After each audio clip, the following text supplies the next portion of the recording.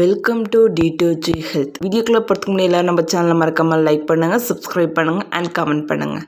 இன்றைக்கி நம்ம வீடியோவில் என்ன பார்க்க போகிறோம்னா, உங்களோட கண்களோட நல்லதுக்கு எதனை கட்டாயமாக செய்யணும் அப்படிங்கிறது தான் பார்க்க போகிறோம்.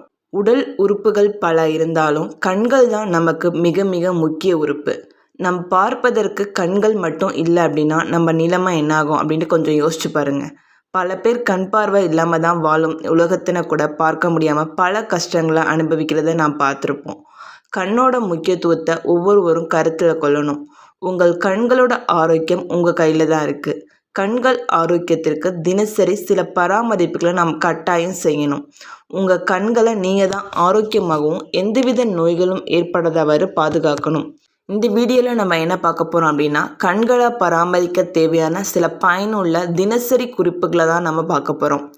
முதலாவதாக அதுக்கு கண்களை தேய்க்கக்கூடாது. உங்கள் கைகளில் அழுக்குகள், பாக்டீரியா, தூசு எல்லாமே இருக்கும். நீங்கள் உங்கள் கைகளை கொண்டு கண்களை தொடவோ தேய்க்கவோ செய்யும்போது உங்கள் கையில் உள்ள அழுக்கு, பாக்டீரியா, தூசு எல்லாம் நேரடியாக உங்கள் கண்ணுக்குள்ளே செல்லும். இதனால் கண்களுக்கு பல கெடுதல்கள் வரும். அதனால் கண்களுக்கு கைகளை கொண்டு செல்வதை தவிர்க்கணும்.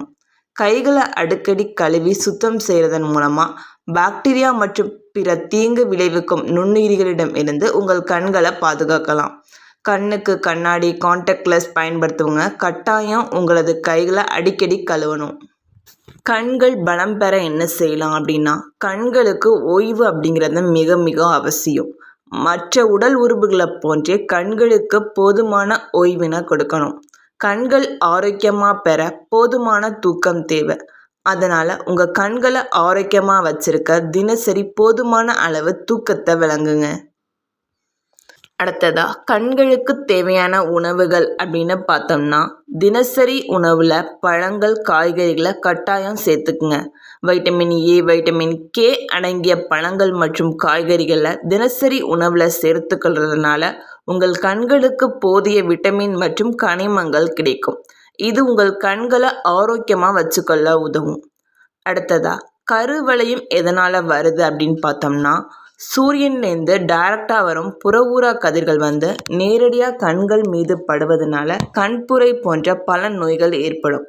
அதனால் வெளியில் செல்லும்போது கட்டாயம் கண்களுக்கு கண்ணாடி அணிந்து போங்க. இதனால் கண் வறட்சியடைதல், கருவளையம் வருவது, பார்வை குறைவு போன்ற கெடுதல்களிலிருந்து தப்பிக்கலாம். அடுத்ததாக கண்களுக்கு ஓய்வு. படிக்கும்போதோ அப்படி இல்லைன்னா கம்ப்யூட்டரில் வேலை செய்யும் போதோ சிறிது இடைவெளியை எடுத்துக்கொள்ளணும். தொடர்ச்சியாக கம்ப்யூட்டர் பார்க்கிறத தவிர்க்கணும். கண்களுக்கு 5 நிமிடம் குறைந்த இடைவெளி எடுத்துக்கொள்ளணும். உங்கள் கண்களின் மீது சிறு தண்ணீர் தெளித்து 5 நிமிடங்களுக்கு உங்கள் கண்களை முடிக்கணும். பிறகு உங்கள் வேலையை செய்தால் கண்களில் சோர்வு நீங்கி கண்கள் புத்துணர்ச்சி அடையும். இப்போ இந்த வீடியோவில் பார்த்த தினசரி குறிப்புகளை பயன்படுத்தி உங்கள் கண்களை ஆரோக்கியமாகவும் அழகாகவும் வச்சுக்குங்க. இந்த வீடியோ உங்களுக்கு பிடிச்சிருந்தா மறக்காம நம்ம சேனலை சப்ஸ்கிரைப் பண்ணுங்கள். தேங்க்ஸ் ஃபார் வாட்சிங்.